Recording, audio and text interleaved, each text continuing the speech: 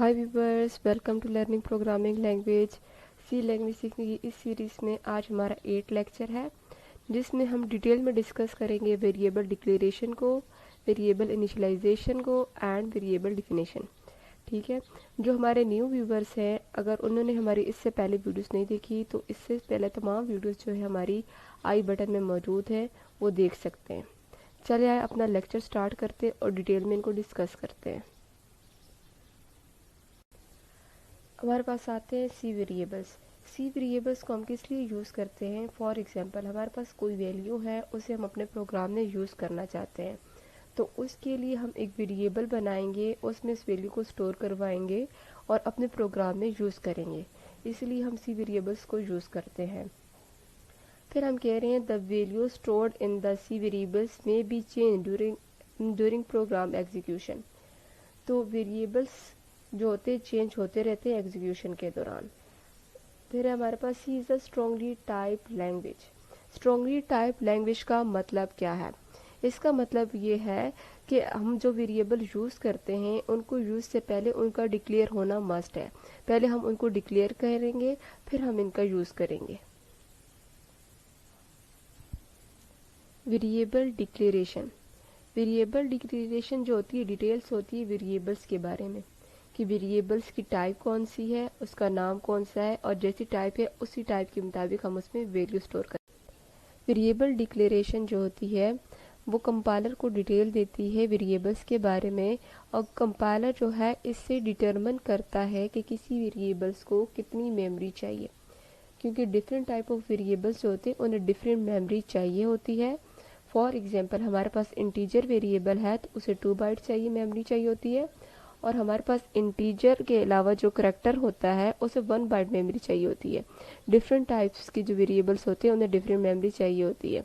इधर हम कह रहे हैं कि अगर इनको वेरिएबल्स की डिक्लेरेशन करवा दी जाए तो कंपाइलर क्या करता है, उसकी कंपाइलेशन स्टार्ट कर देता है, क्योंकि वेरिएबल्स के बारे में जो डिटेल इन्फॉर्मेशन होती है उसको वेरिएबल डिक्लेरेशन के थ्रू मिल जाती है। Memory space is not allocated for variables while declaration के टाइम पे मेमोरी स्पेस इनको नहीं दी जाती। ये तब होता है जब वेरिएबल की डिफिनेशन आती है, मतलब जब हमारे पास डिक्लेरेशन और इनिशियलाइजेशन का प्रोसेस कंप्लीट हो जाता है तो उस टाइम पे ये काम होता है एलोकेशन का। अब हम वेरिएबल डिक्लेरेशन की कुछ एग्जांपल्स देखते हैं कि वेरिएबल की डिक्लेरेशन कैसे की जाती है। सबसे पहले हमारे पास एक एग्जांपल है, हम इसको इस तरह लिखेंगे कि सबसे पहले हमारे पास डेटा टाइप आएगी, फिर हमारे पास वेरिएबल्स का नेम आएगा। फॉर एग्जांपल डेटा टाइप, और इसको हम कैसे लिखेंगे हम आपको लिख के बताते हैं। जैसे हमारे पास फॉर एग्जांपल एक इंट टाइप का वेरिएबल होगा, उसकी डेटा टाइप जो है इंट होगी, इंट है, और हम इसे नाम दे देते हैं। वेरिएबल का नेम जो है हमारे पास सी हो जाएगा और सेमीकोलन आखिर में आएगा। ठीक है, और इसी वेरिएबल में हम जो है इन टाइप की वैल्यू स्टोर करवाएंगे और इसे अपने प्रोग्राम में यूज़ करेंगे। फिर हम आगे कह रहे हैं कि अगर एक से ज़्यादा वेरिएबल हो सेम डाटा टाइप के, तो हम उनको एक ही दफ़ा जो है डिक्लेयर करवा सकते हैं। उनकी डेटा टाइप सेम होगी तो एक दफ़ा डिक्लेयर हो सकते हैं। फॉर एग्जांपल, हमारे पास इंट है, इंट टाइप के बहुत से वेरिएबल्स हैं, तो उन्हें हम सेम टाइम पे एक ही जगह डिक्लेयर करवा सकते हैं। जैसे ए हो जाएगा एक सेमीकोलन, बी और सेमीकोलन सी। ये हमारे पास 3 जो है सेम डेटा टाइप के वेरिएबल्स हैं, तो हम इनको ऐसे डिक्लेयर करवा सकते हैं। ये भी हमारे पास कुछ एग्जांपल है वेरिएबल डिक्लेरेशन की।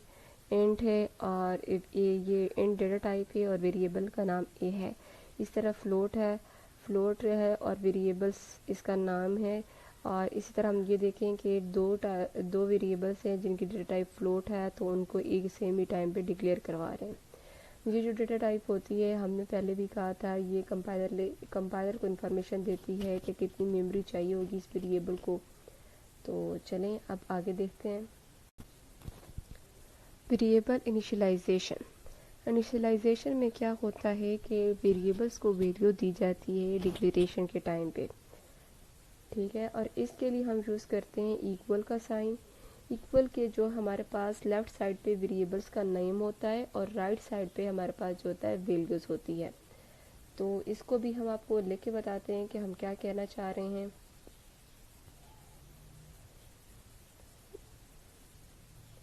ये हमारे पास इन टाइप का एक वेरिएबल है ए। ये हमारे पास हो गया डिक्लेरेशन प्रोसेस। इनिशियलाइजेशन प्रोसेस क्या कहते हैं कि हम इक्वल का साइन यूज़ करते हैं और डिक्लेरेशन के टाइम के तो वक़्त उसे वैल्यूज़ देते हैं। इसे हम 5 वैल्यू दे देते हैं। तो ये हमारे पास हो जाएगा इनिशियलाइजेशन का प्रोसेस। हम कह रहे हैं असाइनमेंट ऑपरेटर के जो हमारे पास लेफ़्ट साइड है उधर नेम यूज़ होता है और राइट साइड पे हमारे पास हमेशा वैल्यूज़ दी जाती हैं। तो ये हो गया हमारे पास इनिशियलाइजेशन का प्रोसेस। ये हमारे पास बताया गया है कि इसका सिंटैक्स क्या होगा। डेटा टाइप होगी, वेरिएबल नेम होगा, इक्वल होगा और इसके बाद इधर वैल्यूज़ होगी। और ये हम कह रहे हैं कि एक दफ़ा डिक्लेयर करवा दें और डिक्लेयर करवाने के बाद भी हम इससे वैल्यूज़ असाइन कर सकते हैं। डिक्लेरेशन के साथ ही हम उसे वैल्यूज़ असाइन कर सकते हैं इनिशियलाइजेशन के प्रोसेस में, और जो डिक्लेयर के टाइम पे ही उसको वैल्यूज़ असाइन कर सकते हैं और डिक्लेरेशन के बाद भी। ये बात हम इधर कहना चाह रहे हैं। तो आगे चलते हैं, इसकी एग्जांपल्स देखते हैं। ये हमारे पास एग्जांपल्स आ गई हैं। एक एग्जांपल 1 है, तो इसमें हमने इसे वैल्यूज़ दी है 10। डिक्लेरेशन के दौरान ही इसे वैल्यूज़ दे दिए और इधर हम सिर्फ डिक्लेयर करवा रहे हैं कि ए इक्वल है और ये हमारे पास ऑपरेशन परफॉर्म हो रहा है और ये दोनों एडिशन करके इसमें रिजल्ट स्टोर करवा रहे हैं। और ये हमारे पास ए वेरिएबल है इन टाइप का और उसे हम वैल्यूज़ दे रहे हैं और उसके बाद उसमें वैल्यूज़ जो है प्लस करके स्टोर करवा रहे हैं। मतलब एक काम जो है बहुत से तरीक़ों से हो सकता है। इनिशियलाइजेशन जो है डिफरेंट तरीक़ों से हो सकती है। वेरिएबल डिफिनेशन क्या कह रही है? Tell the compiler about the data type and size of the variables.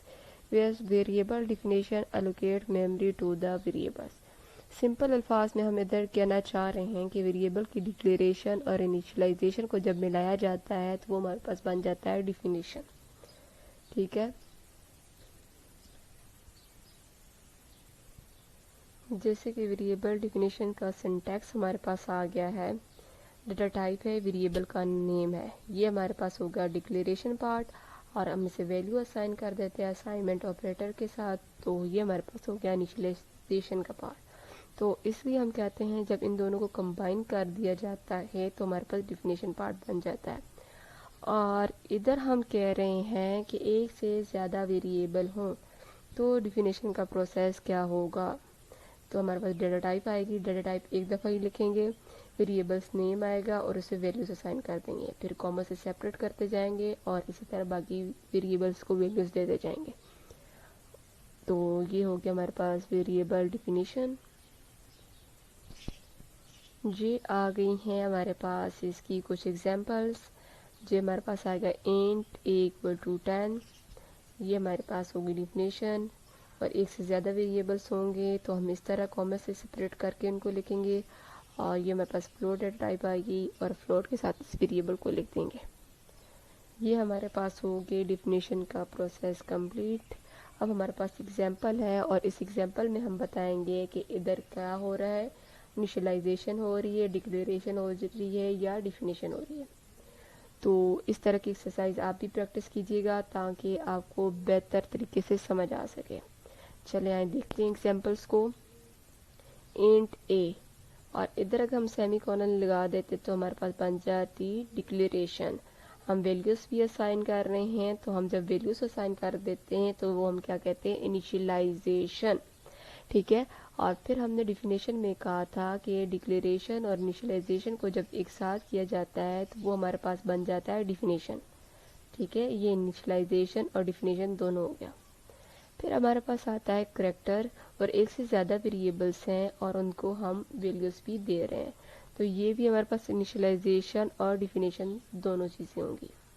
और ये देखें, फ्लोट है, डेटा टाइप है और वेरिएबल का नेम है।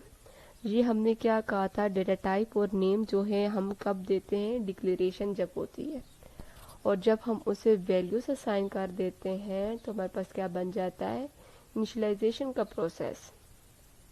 ठीक है, पहले डिक्लेयर किया जाता है, फिर उसे इनिशियलाइजेशन की जाती है, उसे वैल्यूज़ दी जाती हैं। तो इसी तरह एग्जांपल 4 जो है उसमें भी सिर्फ हम वैल्यूज असाइन कर रहे हैं, जबकि डिक्लेयर हमने पहले करवा दिया होगा, डिक्लेरेशन प्रोसेस पहले हो गया होगा, इधर वैल्यूज असाइन कर रहे हैं। तो ये हमारे पास हो गया इनिशियलाइजेशन प्रोसेस। तो ये हमारा आज का लेक्चर था। उम्मीद करते हैं कि आपको अच्छी तरह से समझ आ गया होगा। अगर आपका इससे रिलेटेड कोई क्वेश्चन है तो आप हैं हमसे क्वेश्चन कर सकते हैं, हम आपको इसका आंसर ज़रूर करेंगे।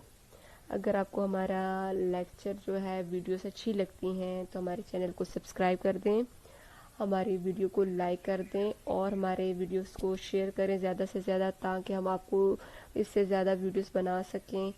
और तब अगली वीडियो आने तक आप हमारी वीडियोस का वेट कीजिएगा। तब तक के लिए अल्लाह हाफिज़। Thank you.